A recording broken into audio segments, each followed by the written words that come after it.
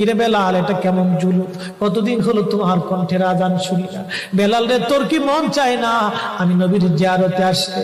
বেলাল আয়, আমি নবীর জিয়ারতে আয় রে বেলাল আয়, কতদিন হলো তোমার কণ্ঠের আজান শুনি না। স্বপ্ন যখন নবীজি দেখাইছে, এ মুসলমান, হযরত বেলাল সুদূর সিরিয়ার দামেস্ক থেকে পাগলের মতো দৌড়াইলেন, পাগলের মতো ছুটে আসলেন। যখন মদিনাতে আসলেন তখন তাহাজ্জুদের সময় চলতেছিল। তাহাজ্জুদের সময় চলার সময় হযরত বেলাল রাদিয়াল্লাহু আনহু কাঠের জালি দিয়ে তখন রওজা শরীফ ঘিরে রাখা ছিল।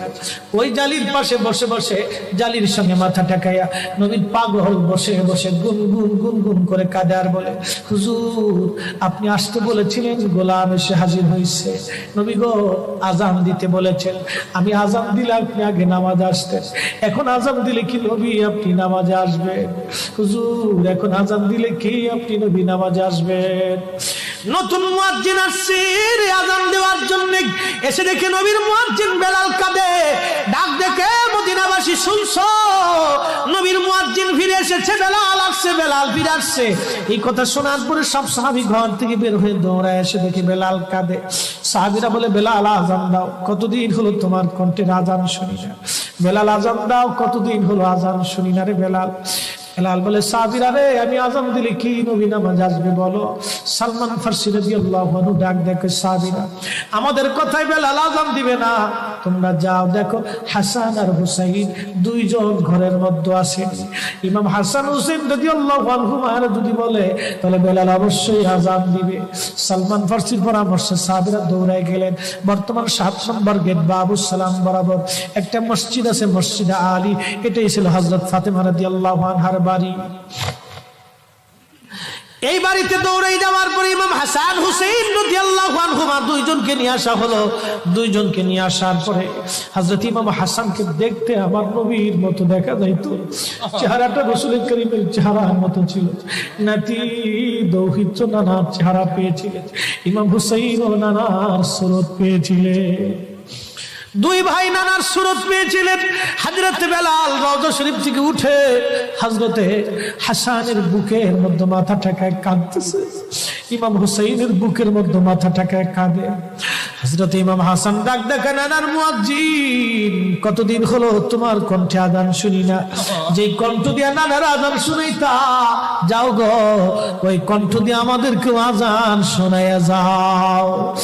যখন হযরতে বেলাল ইমাম হাসান এই কথা বললেন, হযরত বেলাল দৌড়ায় গেলেন। যেই বনু নাজ্জার গোত্রের মহিলা সাহাবীর ছাদের উপরে দাঁড়ায় বেলাল আজান দিত। আবু দাউদের 519 নম্বর হাদিসের মধ্যে আসছে, প্রত্যেক ফজরের নামাজের সুবহ সাদিকের আগে বেলাল দাঁড়াইতেন। দাঁড়ায় আজানের আগে বলতেন, আল্লাহুম্মা ইন্নী আহমাদুকা ওয়া নাস্তাঈনুকা আলা কুরাইশিন ইউকিমুদ্দীনাক। প্রত্যেক ফজরের আজানের আগে এই দোয়াটা পড়ে বেলাল আজান শুরু করতেন। হযরত বেলাল রাদিয়াল্লাহু আনহু আজকে তাহাজ্জুদের আজান দিতে গেছে। আজান দিতে যাওয়ার পরে হযরত বেলাল যখন আজান দিলেন, আল্লাহু আকবার, আল্লাহু আকবার, আজানের মধুর ধ্বনি সারা মদিনার রন্দে রন্দে ছড়িয়ে গেল। মদিনার ঘর থেকে সব সাহাবী বের হয়ে দৌড় মারছে। আবার যখন বলেন আল্লাহু আকবার, আল্লাহু আকবার, সব সাহাবী, মহিলা, বৃদ্ধ, বনিতা ঘর থেকে বের হয়ে দৌড় মারছে। যখন বলল আশহাদু আল্লা ইলাহা ইল্লাল্লাহ, মদিনার ঘর থেকে সব মহিলারা ঘর থেকে বের হয়ে দৌড় মারছে রে, আর কান্না করে, নবী বুঝি ফিরে আসছে রে। আবার যখন বলেন আশহাদু আল্লা ইলাহা ইল্লাল্লাহ, তখন মদিনার মানুষ কান্না করতেছিল, গুন গুন গুন গুন করে কান্না করে। মদিনার ভিতরে আওয়াজ বের হয়ে গেল, নবী বুঝি আসছে রে, নবী বুঝি ফিরে আসছে রে, নবী বুঝি ফিরে আসছে রে, নবী বুঝি আসছে।